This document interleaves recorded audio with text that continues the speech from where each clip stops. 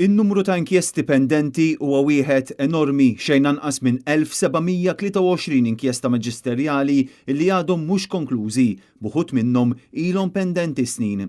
Dan id-dewmien qed jaffettwa mhux ftit l-operat tal-qorti filwaqt li hemm pressjoni min-naħa tan-nies sabiex il-każi jinqatgħu ħalli ssir ġustizzja. Il-Partit Nazzjonalista ilu snin sħaħ jinsisti biex din il-kwistjoni tkun indirizzata u wara ħafna tkaxkir tas-saqajn issa sa fl-aħħar jidher li hemm tama li tiddaħħal sistema fejn ikun hemm maġistrati speċifiċi għall-inkjesti.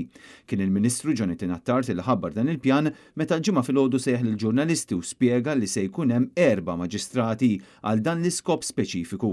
Is-sejħa l-maġistrati se twassal biex nibdew il-proċess mal-ewwel b'dak l-għandu x'jaqsam ma' ħatriet ta' maġistrati, il-pul ta' maġistrati u fl-istess waqt jekk hemm il-darba se naslu biex ikun hemm il-ħatra ta' maġistrati qabel issir riforma leġislattiva neċessarja, il-prima ħallef sorta ħajkun jista' jassenjalhom xogħol għaliex nafu kemm hemm backlog ta' inkjesti pendenti. Din il-proposta oriġinarjament kienet saret mill-eks deputat nazzjonalista Franco De Bono, iżda l-Gvern għal dawn is-snin kollha baqa' jitrattieni milli implementa.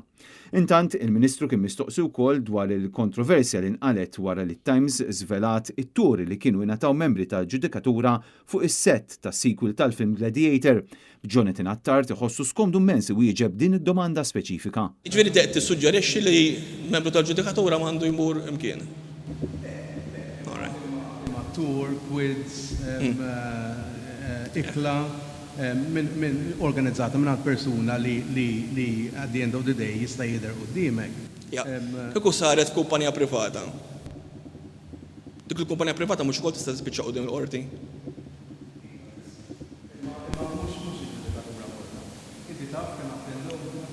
Jiena għamlu l-mistoqsijiet tagħkom lill-Judicial Studies Committee, naħseb m'għandix iktar xi nżid fuq dan ir-rigward. Dakinhar tat-tur, il-membri tal-ġudikatura kienu ħadu semm fi quiz u ingħataw ikla mill-Film Commission.